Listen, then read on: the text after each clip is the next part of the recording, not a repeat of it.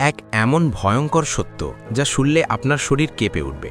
ভাবুন তো, একটি সাধারণ রেস্টুরেন্ট যেখানে গরুর মাংস বলে কম দামে খাবার বিক্রি হচ্ছিল, কিন্তু যখন এর পেছনের রহস্য ফাঁস হলো তখন সবাই হতবাক। গ্রাহকদের খাওয়ানো হচ্ছিল মানুষের হাড়গোড় আর মাংসের টুকরো, কিন্তু আসল ধাক্কাটা এলো পরে, যখন দোকানদার মহিলাকে গ্রেফতার করে পুলিশ আর ভেতর থেকে যা বেরিয়ে এলো সেটা জানলে আপনার গা শিউড়ে উঠবে। পাকিস্তানের পাঞ্জাবের ফয়সালাবাদের এক সরু গলির শেষ মাথায় ছিল মমতাজ বেগমের কোপ্তা হাউস। টিনের ছাউনি, পুরনো কাঠের সাইনবোর্ড, আলোকিত কিছুই নয়, তবুও দোকানটা কখনো ফাঁকা থাকত না। বড় হাড়িতে ফুটতে থাকা ঝোলের ধোঁয়া আর গরুর কোপ্তার গন্ধ যেন পথচারীদের টেনে আনত। কেউ ক্ষুধা মেটাতে, কেউ বা আড্ডা দিতে, সবাই কোনো না কোনোভাবে এখানে এসে থামত। মমতাজ বেগম প্রায় 50 বছরের এক হাসিমুখী নারী, এই দোকানের মালিক। কাঁধে সবসময় একটি পাতলা ওড়না, মুখে নরম স্বর। ক্লান্ত হলেও অতিথির সামনে ক্লান্তি দেখাতেন না। পাশে থাকে তার একমাত্র ছেলে, 14 বছরের আরমান। ছেলেটা টেবিল মুছে পানি ঢেলে গ্রাহকদের হাসি মুখে জি ভাই বলেই দৌড়ায়। দোকানে নিয়মিত ক্রেতাদের মধ্যে আছেন রিকশাওয়ালা বাবর চাচা আর পাশের গলির সবজিওয়ালা রুকসানা আপা। সাপ্তাহিক ছুটির দিনগুলোতে আসে কয়েকজন কলেজ পড়ুয়াও। সবাই বলে মমতাজ আপার কোপ্তার টেক্সচার আলাদা, ঝোলে যেন একটা আলাদা ঘ্রাণ আছে। কেউ কেউ মজা করে জিজ্ঞেস করে গোপন রেসিপি কি। মমতাজ বেগম হাসতেন, রহস্য একটাই, ভালোবাসা দিয়ে রান্না। তবু ভিতরে ভিতরে তার একটা অস্বস্তি ছিল। কিছুদিন হলো কম দামে মাংস দিচ্ছে এক সরবরাহকারী জাওয়াদ। লোকটা সাদামাটা, প্রতি 2-3 দিন পর পর ভোরে কালো পলিথিনের বস্তা নিয়ে এসে দেয়, বাজারের দামের চেয়ে অনেক কম। করোনা পরবর্তী সময় গরুর মাংসের দাম চড়েছে, এই কম দাম না হলে তার দোকান টিকে থাকাই কঠিন। কিন্তু কখনো কখনো বস্তা খোলার সময় একটা অদ্ভুত কাঁচা গন্ধ নাকে লাগে। রাধা হলে মশলার ঘ্রাণে মিলিয়ে যায়, তবু মনটা কেমন করে ওঠে। সেই সন্ধেতেই ঘটল প্রথম অস্বস্তিকর ঘটনা। গলির এক কোণে বসে পড়ল নতুন এক গ্রাহক বিলাল, পাশের বিশ্ববিদ্যালয়ের আইন বিভাগের ছাত্র। সে নাকি কেবল রাস্তা দিয়ে যাচ্ছিল, ঝোলের গন্ধে পা থেমে যায়। কোনার টেবিলে বসে একটা কোপ্তার প্লেট নিল। প্রথম চুমুকেই তার ভুরু কুচকে গেল। স্বাদ ভালো, কিন্তু টেক্সচারটা কেমন যেন অস্বাভাবিক, একটু বেশি টাইট। মমতাজ বেগম এগিয়ে এসে হেসে জিজ্ঞেস করলেন, কেমন লাগছে বেটা?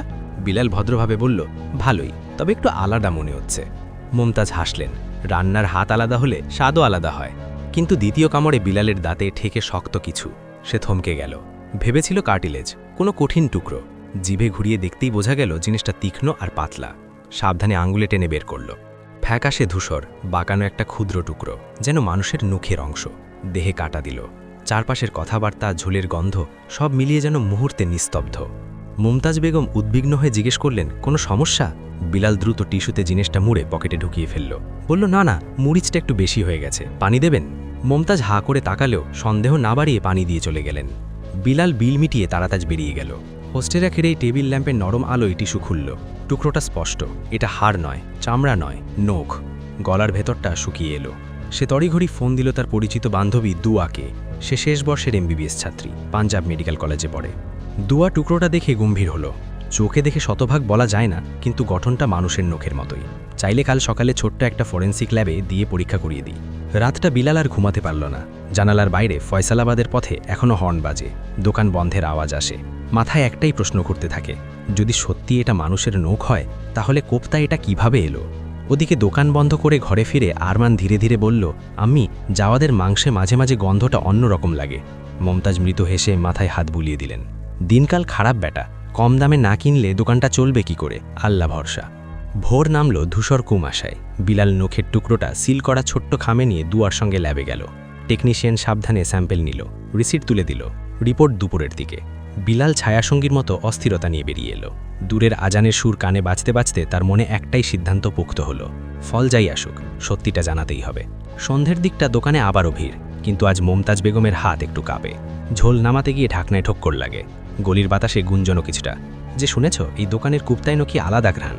রুকসানি আপা হেসে উড়িয়ে দেন। বাবর চাচা বলেন, স্বাদ ভালো হলেই হলো। কেবল আরমান কোনায় দাঁড়িয়ে দেখে যে তার আম্মির চোখে আর চিরচেনা নিশ্চিন্তি নেই। অন্য প্রান্তে বিলাল এক কাপ কালচে চা হাতে বসে আছে।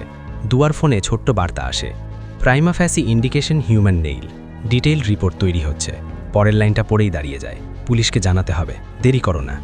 রাত নেমে আসে ফয়সালাবাদের সেই সরু গলিতে। ধোঁয়া উঠছে, হাড়িতে ঝোল ফুটছে, গ্রাহকের হাসি কথা সবই আগের মতোই। তবু কোথাও এক অদৃশ্য অন্ধকার ঘনীভূত হচ্ছে।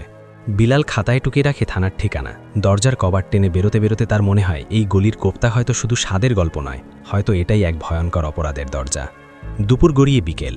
বিলাল ছোট খামে সিল করা টুকরোটা নিয়ে গেল ফয়সালাবাদের নিকটস্থ থানায়। ডিউটি অফিসারের সামনে বসে সব বলল, কোথায় খেয়েছে, কি পেয়েছে, চিকিৎসা শিক্ষার্থীর দুয়ার প্রাথমিক মতামত কি।